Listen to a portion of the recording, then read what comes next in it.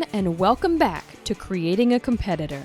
For anyone new here, this is a series in which the goal is to take an average motorcycle rider through exercises and drills to become competition ready in around the span of a year. I'm Amanda Jo, and I'll be testing Corrie's limits on the range. Previously, on day 1, Corrie was introduced to a Harley-Davidson Road King for the first time and quickly learned it's a beast of a machine. She practiced the very basics, which included starting and stopping in short distances, learned it's easier to ride at a higher speed for longer distances, and tried her hand at a little obstacle avoidance in the cone weaves. And now we begin with day 2 of Creating a Competitor. To start this day off, it was necessary to review the balance point, turning the bars from side to side, leaning the bike from left to right. We spent a lot of time on starting and stopping this bike in short distances. The best thing you can do is start with a good foundation before building on top of it.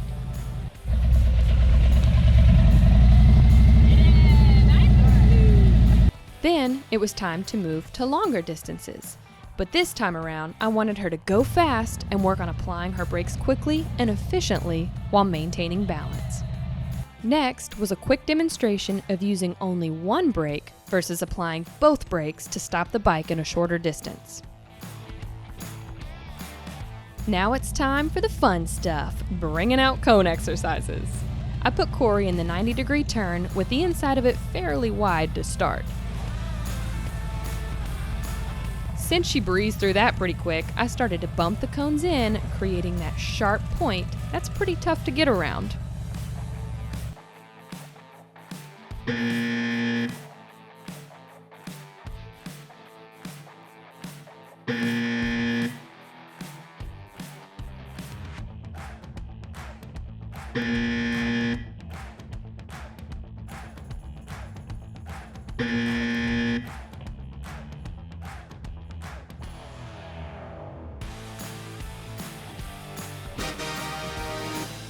Moving on to a familiar exercise, bringing back the cone weave. This exercise is one I continue to use when practicing for competitions, for it forces you to have to turn the handlebars pretty quickly while manipulating the clutch and the brake, and it's great for building up stamina. Looks like Corrie wasn't the only one getting her exercise in. Oh, let's see if your shadow running behind me. The last drill of the day was introducing the slow ride.